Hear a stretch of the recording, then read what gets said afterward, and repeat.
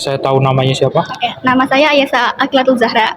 Oke, kalau begitu pertanyaan saya adalah apa yang dimaksud dengan identitas nasional? Oke, kalau misalkan identitas nasional itu kan merupakan identitas sendiri itu kan merupakan ciri-ciri yang dimiliki oleh suatu negara. Nasionalitas berarti kita rasa nasional dari diri kita. Jadi menurut saya identitas nasional itu merupakan ciri-ciri yang dimiliki Indonesia untuk menunjukkan ke negara luar bahwa Indonesia itu seperti ini dengan cara salah satu alat toolsnya itu kayak misalkan ada bendera Indonesia yang merupakan warna merah putih, terus ada lambang negara Indonesia yang merupakan burung Garuda, terus ada juga dengan lagu-lagu kebangsaan Indonesia, terus bahasa Indonesia, dan itu merupakan contoh ciri-ciri identitas nasional menurut saya.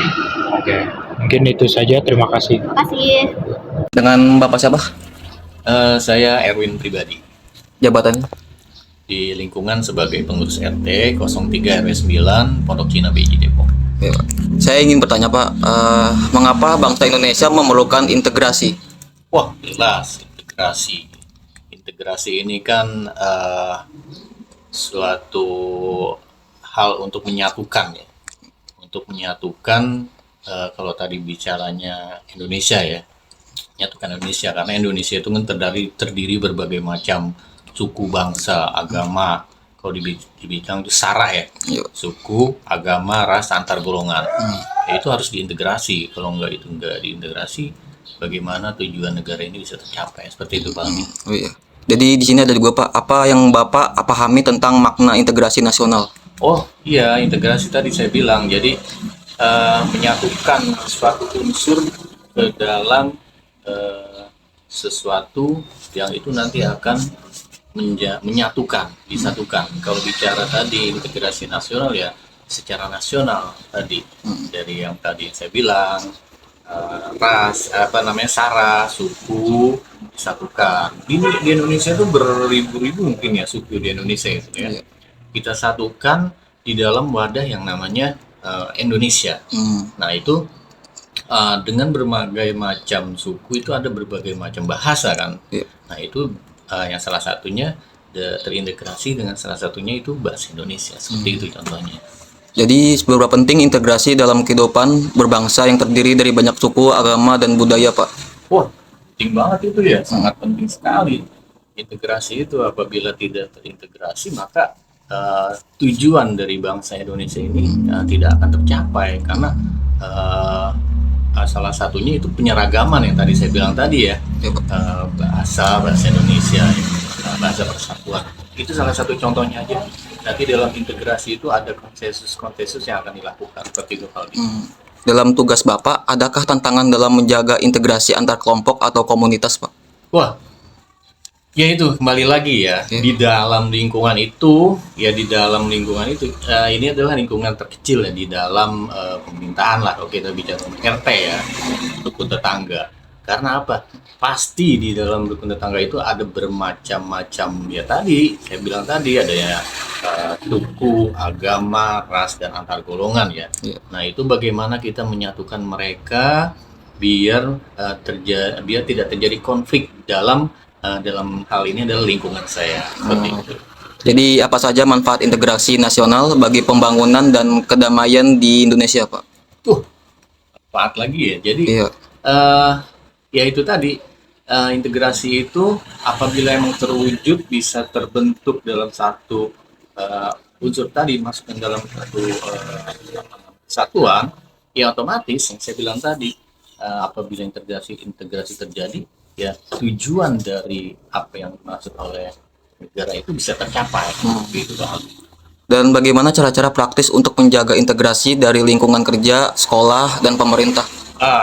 Kalau secara umumnya ya bagaimana cara itu masing-masing tempatkan tadi kamu apa tadi? Sekolah. Iya. Sekolah terus tempat kerja dan lingkungan pemerintahan. Nah, secara umumnya pasti aturan yang akan kita buat. Kalau di sekolah itu ya pasti seragam kayak kamu merah JGU ya. Iya Pak. Ya kalau misalnya tidak ada alma mater merah, misalnya yang lain ada, ya nggak akan tercapai. Ini dari mana nih kampusnya nih? Seperti itu ya kalau sekolah ya. Iya Pak. Kalau di lingkungan saya, bagaimana bisa menjaga ini salah satu cara yang bisa ini apa?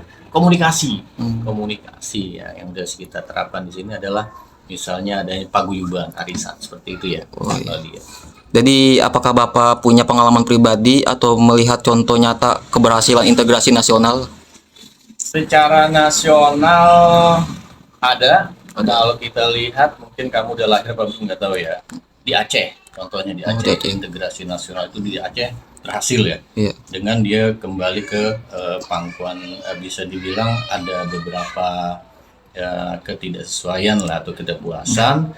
Lalu pemerintah secara real berintegrasi dengan yang tidak bertentangan dengan pemerintah. Alhamdulillah mereka bisa kembali ke negara kesatuan Republik Indonesia ya. Seperti itu contohnya di Aceh. Ada juga yang belum ya sampai sekarang ya. Iya.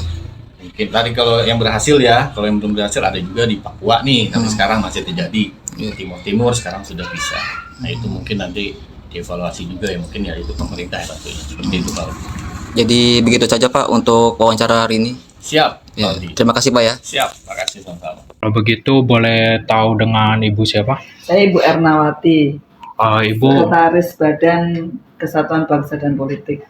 oke. Kalau begitu Sama ini berdua, ini Pak Bakti, dari bidang kesatuan bangsa. Bidang Kesatuan Bangsa. Iya, oke. Kalau begitu pertanyaan pertama saya adalah menurut Bapak atau Ibu, apa dampak yang paling terlihat jika suatu bangsa tidak mampu menjaga integrasi?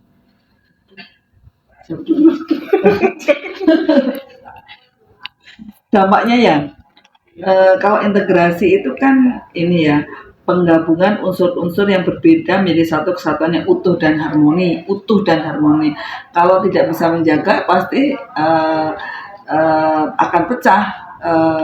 Yang paling rendah adalah, yang paling dasar adalah masyarakatnya menjadi terpecah belah. Ini kan kita kan milihnya kan masyarakat yang terendah. Kalau tidak utuh, tidak harmoni, ya akan terpecah belah. Makanya kita harus menjaga kesatuan dan kesatuan bangsa agar tidak terpecah belah. Ya mungkin tambahan mungkin juga Bapak sih, yang menambahin. tambahan juga kalau misalnya terkait integrasi tidak mampu menjadi integrasi, itu kan bisa terjadinya konflik sosial, itu juga masuk. Terus korupsi juga merajalela, itu juga termasuk sih. Oh, iya. Oke, lalu untuk pertanyaan kedua, apa ancaman yang bisa muncul ketika konflik antar kelompok itu tidak bisa diredam sama sekali? Menurut pendapat Bapak atau Ibu saja. Apakah kita harus mencoba untuk meredamnya gitu, atau Yang bagaimana? namanya kalau konflik ya kita harus meredam. Karena kalau misalnya konflik kita tidak meredam, itu bisa berdampak besar buat kita. Makanya kalau kita solusinya adalah mencegah supaya tidak ada konflik. Jadi kita mencegahnya dari awal, dari hulu. Makanya dengan kita ada menjaga keselarasan antara kelompok, antar suku, antar agama, kemudian budaya. Makanya di setiap tempat diperlukan sebuah kelompok-kelompok yang menjadikan ini sebuah harmonisasi di antara penduduk tersebut. Jadi tidak bisa pecahnya itu sudah dihilir, tidak bisa. Harus dari dulu kita mencegahnya. Makanya di Kesbangpol itu ada kegiatan masalah wawasan kebangsaan. Kemudian Pancasila didengung-dengungkan, itu adalah untuk menjaga kesatuan dan persatuan bangsa tersebut. Iya, iya. Baiklah, kalau begitu pertanyaan yang berikutnya adalah bagaimana Bapak atau Ibu melihat peran generasi muda dalam mencegah disintegrasi bangsa? Perannya apa, Mbak?